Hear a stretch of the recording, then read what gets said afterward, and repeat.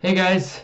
Okay, so right out of the gate, this chapter was nuts, insane, off the wall, fucking nutso. And first off, I gotta say that seeing Shura get his ass beat and his machinations get turned on their head by Nero, his father, were both oh so beautifully satisfying, and in some respects the latter more so, honestly, because going back to something I said last week, I think I can safely speak for everyone when I say that we all have been screaming and begging for Shiki to just completely go all out, completely unhinged on Shura. So to see Shiki kneel over in pain after having lost his eye and finally realizing the kind of monster Shura is, only to then later bust in at the end of the chapter and absolutely wail on Shura, punch after punch after punch, and is one of the most satisfying follow-throughs I've seen in this series so far. But again,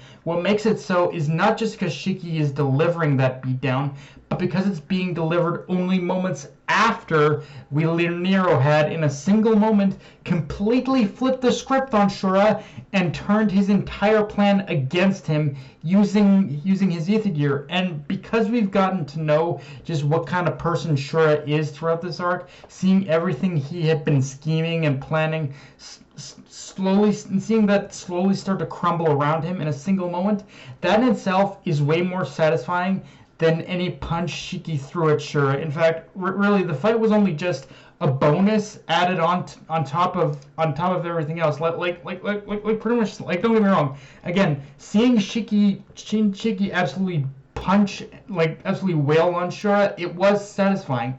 But from seeing everything Shura had been planning up to this point just kind of completely crumble, that was even more so satisfying. Like it like the pretty much like seeing Shiki like wail on Shura was just really a garnish to seeing everything Shura had been planning fall apart. Now, with that said, I do want to talk about Shiki losing his eye, because to me this is once again where I find myself getting a little bit more critical towards the idea of Rebecca eventually awakening her overdrive and reversing time, because at this point it's practically unavoidable that it's going to happen. But I do worry that it's going to erase Shiki losing his eye, and I know that's a particularly weird thing to kind of harp on, but for me, it's one of those things where I want Shiki to walk away from this moment and fight with a permanent physical reminder, acknowledging that when all is said and done, he'll have to face more people like Shura in the future, those that live to cause nothing but death, pain, and destruction to others without remorse, and what he'll have to face with that, and what he'll have to do when he's faced with that moment again.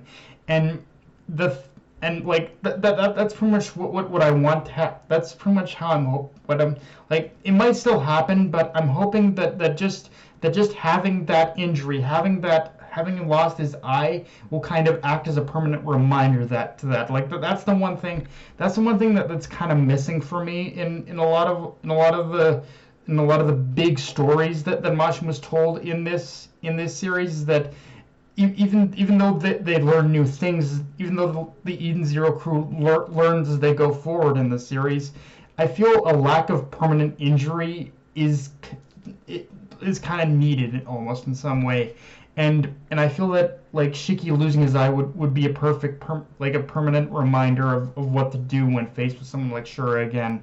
And the thing is, I'm kind of prepping myself for Shiki's lost eye to be restored when Rebecca's overdrive does activate, but I'm just personally hoping it doesn't, because that is kind of the one problem I did have with the Belial Gore arc, is that even though the Eden Zero crew did ultimately change the future, and they did only after suffering a huge defeat at the hands of Drac and Joe, like all of that was great, but I feel it could have been a little bit more there could have been a little bit more of a long-lasting impact if Weiss had still lost his arm.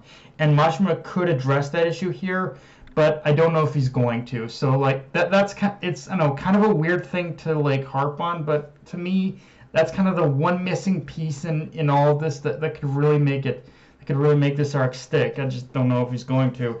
And yeah, I'm not even going to question how Ziggy's even alive right now, but yeah, it is shaping up exactly how I thought. With like it's the whole parallel, like son and son and father thing, where Shiki is basically ultimately defeating Shura, but on the flip side of that, Ziggy is also poised to defeat Nero, which on that end is in some ways just as much of a worst case scenario as pretty much as Shura gaining control of the All Link, because ultimately now it has to be Ziggy who ends up taking control of the All Link. That's the only loose end to tie this whole story together before Rebecca hits the reset button. Of course, before that happens, I would definitely like to see like a round 2 of what was started on Grand Ball between Ziggy and Shiki before, like, again, Ziggy hits the kill switch on the All Link. Although I imagine that won't last long either, because by the time Shura is down for the count, Shiki probably won't have much strength left. And honestly, as a whole, wherever Machina goes from here, this chapter definitely gave me even more of the vibe that we are nearing the end game of this arc. And weirdly enough, the closer we get to the end, the more I wonder of not only where Machina's going to go from here. Like, best case scenario I see is he's going for an all-out human versus machine galactic war scenario, but also how the anime is going to handle this arc when it gets to that point, because this was definitely when it gets to this point, because let's be real, this was the most graphic arc, to say the least. Like, and Machina did not ease up on just the bloody nature of it. So it's like, how are you going to animate this shit when the anime reaches this point? Like, it's just kind of one of those questions you have to ask yourself. Like, how is this going to translate in the anime? Like, I've got questions about that. With that said, though, I've got all this time without talking about Nero's Ether Gear, and honestly, there's not much to talk about on that front, other than, again, how satisfying it was to see him use it in order to turn the tables on everything Shura had been scheming and planning. Like seeing Nero basically hit the reverso. You use pretty much using his Ether Gear as an Uno reverse card, basically. It's like, yeah, like that was well deserved karma. That was well deserved karma for pretty much you, Shura. Like seeing everything you've been planning, everything you've been scheming, all to see it turned on its face. It's like, it's beautiful. I love it. Within context of the chapter, we definitely see what he was talking about last week with sacrificing his own empire. Like in some ways, just from him flipping putting those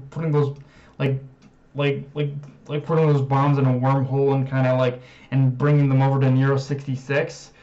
It's he understands that he is in a lot of ways truly sacrificing his empire, because he understands that Shura is Nero is fully aware that Shura is psychotic enough to push the kill switch and blow everyone and everything to bits for the sake of winning, and unless Shiki is able to stop him beforehand. And I don't know if it was explained previously, but I'd really like to know what the limitations of Nero's Ether Gear is, because being able to send those bombs the distance it can cut that amount of distance is kind of, I'm not gonna say it's OP, but it's definitely powerful. But I'd like to know that the limitation of the range that Nero can cover, is my question. Just based off this chapter, I'm guessing the range that Nero can cover with his Ether Gear is basically in any kind of I think he has to be familiar with an area or certain space in order to use it. But yeah, I don't think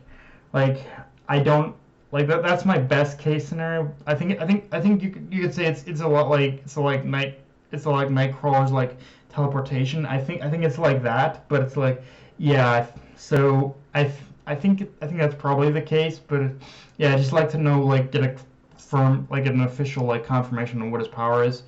But yeah, guys, that's pretty much all I got for this review. If you enjoyed the video, like, comment, subscribe, follow me on Twitter and on Control, and be sure to hit the notification bell, subscribe button, and just share the video around, guys. Dark Knight of Anime, signing off. Later, everyone.